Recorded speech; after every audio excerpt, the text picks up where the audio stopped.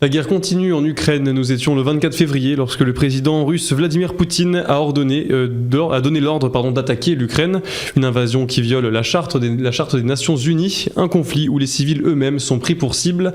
Amnesty International ne cesse d'enquêter sur le sujet en ce moment et on va en parler de ces enquêtes aujourd'hui avec Marie Hochard d'Amnesty International. Bonjour. Bonjour. Alors dernièrement, il y a eu la découverte de ces corps à Boutcha qui font effet d'un vrai crime de guerre. On a pu voir les images. Cécile Coudriou, la présidente d'Amnesty International France, a déclaré que c'était une guerre de propagande aussi par-dessus la guerre originale.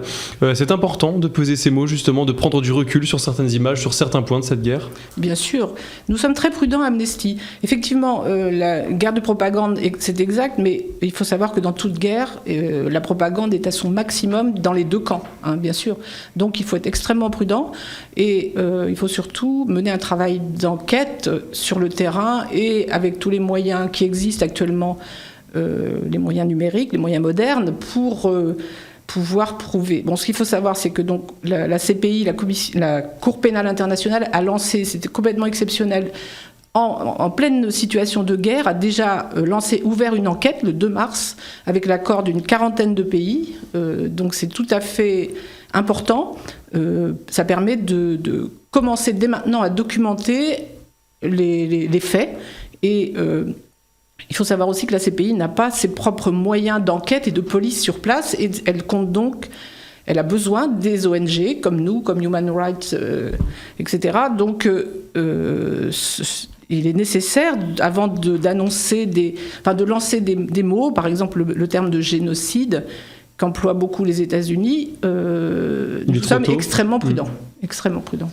Ça amène à ma prochaine question. Oui. Justement, comment Amnesty s'y prend pour enquêter sur l'Ukraine? J'imagine qu'il y a sûrement toute une équipe de chercheurs, de professionnels présents sur place. Tout à fait. Alors, présents sur place, pas forcément. Il y a deux sortes de choses. Je peux prendre un exemple, si vous voulez, des faits qui ont eu lieu. Donc, le 28 février, une attaque qui a été relayée dans les médias.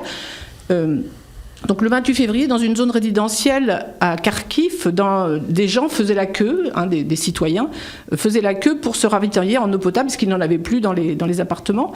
Et donc nous avons envoyé des personnes enquêter là-bas, bien sûr, et nous avons aussi travaillé à partir du matériel qui est disponible à tout le monde, disons, soit des photos, des images satellites, des vidéos avec des gros plans de la rue qui permettent de voir les victimes de l'attaque. Il y a eu cette attaque qui a été faite avec des bombes à sous-munitions, on en reparlera plus tard.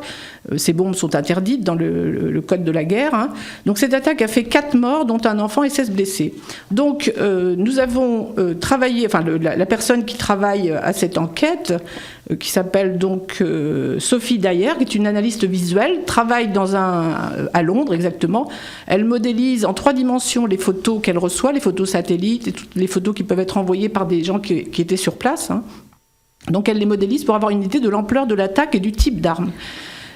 Pour avoir la preuve de l'utilisation de bombes à sous-munitions, elle transmet également à la directrice du laboratoire, qui s'appelle Milena Marin. Elle lui envoie des photos des restes de sous-munitions prises par un témoin sur place. Et ces photos sont transmises à un enquêteur qui est spécialiste des armes. Hein, nous avons des personnes qui sont très très compétentes sur la question du commerce des armes. Donc celui-ci doit vérifier que les images sont authentiques, parce qu'on peut très bien avoir des falsifications, qu'elles correspondent bien à la guerre actuelle. Il étudie donc les métadonnées, c'est-à-dire l'heure, la date à laquelle ces photos ont été prises, les coordonnées GPS, et puis dans ce que nous appelons un laboratoire de preuves, il essaie de répondre à la question à qui appartiennent ces armes, parce que on peut prendre en photo des armes. La question, c'est à qui elles appartiennent. Pour le savoir, il existe au niveau international un registre du commerce des armes, des ventes d'armes, qui vend à qui.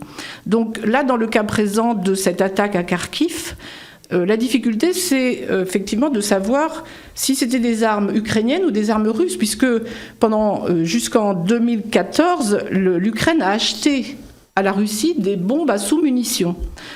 Là, on a pu observer sur les restes d'armes qui étaient sur place qu'il y a une date dessus sur les armes. Là, c'était juillet 2019. Donc, ce ne sont pas des armes ukrainiennes, ce sont forcément des armes russes, puisque depuis 2014, l'Ukraine n'achetait plus de bombes à sous-munitions. Ensuite, ces éléments sont transmis à la CPI, puisque là, il s'agit d'aider, de collaborer avec la CPI. Et par contre, il reste une difficulté, c'est qui a donné, pour pouvoir engager des poursuites judiciaires par la suite, qui a donné l'ordre de tirer ces bombes à sous-munitions qui sont interdites donc dans le code de la guerre. Et là, on ne peut travailler qu'avec des hypothèses ou des éléments de preuve qui auraient été par hasard trouvés du commandant, des unités, etc. Dans ce cas précis, il y a une chance, on peut dire entre guillemets, c'est que les soldats russes, au début des attaques, se filmaient avec le réseau TikTok, qui était donc ouvert à tout public. Et ça permet de documenter qui a pu donner c'est un paradoxe, mais on peut savoir grâce à un réseau social qui a été sur place au moment de cette attaque. Voilà. Donc ça donne un exemple de comment on travaille, et ça suppose beaucoup de connaissances. Les réseaux sociaux, ça a beaucoup changé justement dans la façon d'enquêter dans ces crimes, dans ces guerres-là. Ben évidemment, ça donne beaucoup plus d'images, mais ça donne aussi, il y a aussi le risque de falsification, de désinformation, mésinformation, de diffamation, etc. On le sait, hein, il faut être tout à fait prudent et surtout avoir une expertise, savoir comment repérer ce qui est vrai, ce qui est faux, etc. Voilà. Alors les citoyens aussi peuvent contribuer aux enquêtes avec Amnesty International avec le Citizen Evidence Lab. Alors avant d'expliquer comment ça fonctionne, dans un premier temps, qu'est-ce que c'est et à qui ça s'adresse ? Alors ce Citizen Evidence Lab, qui donc on peut traduire par laboratoire de preuves envoyées par les citoyens. Donc c'est une plateforme qui a été mise en place en 2014 par Amnesty, qui fait partie de ce qu'on appelle un réseau des crises. En cas de crise, on l'active évidemment. Et ça permet à toute personne qui souhaite dénoncer les violations des droits humains et à défendre les droits humains, d'envoyer des documents, donc d'apprendre d'abord à les sourcer, savoir s'ils sont authentiques, si ce n'est pas de la manipulation, de savoir comment les localiser, et puis les envoyer et les conserver aussi, de façon sûre. Donc, il y a un certain nombre de tutoriels qui sont disponibles sur cette plateforme pour les citoyens, pour les journalistes. Il y a aussi un travail qui est fait avec des étudiants d'une université il y a une centaine d'universités qui sont partenaires de ce laboratoire et qui permet de faire un travail vraiment avec des gens compétents au niveau informatique et outils numériques. Alors concrètement, du coup, comment ça fonctionne ? Si par exemple je veux essayer de participer, comment je dois faire ? Eh bien, vous allez sur la plateforme donc, en question et vous vous identifiez et vous serez prévenu, disons, des précautions à prendre, bien sûr, pour envoyer des documents, d'abord pour les authentifier de façon assez certaine, et les transmettre de façon sûre, on va dire, pour qu'ils arrivent effectivement. Donc il y a tout un travail, disons, préparatif, on peut dire, si les citoyens détectent des choses, de savoir les analyser relativement et les envoyer de façon à ce que ça ne se perde pas. L'intérêt, c'est tout ce qui est sur les réseaux sociaux, c'est très volatile. Donc là, le travail de formation, on peut dire, qui est fait par cette plateforme, c'est justement d'apprendre à conserver tous ces documents qu'on appelle en open source, qui sont accessibles à tout le monde, mais qui disparaissent très vite aussi des plateformes. Donc ça permet tout ça. Donc après, dans le laboratoire, il y a évidemment des gens très compétents, des informaticiens, des chercheurs, etc. Et puis des spécialistes, je disais tout à l'heure, du commerce des armes, parce que identifier une arme, ça demande une compétence que le commun des mortels n'a pas, même les journalistes, je pense. Vous avez des exemples concrets justement de collaboration un peu avec les citoyens ? Tout à fait. Donc, depuis que la plateforme existe, des citoyens ont participé aux enquêtes à dévoiler des atteintes aux droits humains au Cameroun, des crimes de guerre en Syrie, et puis des attaques à l'arme chimique au Soudan.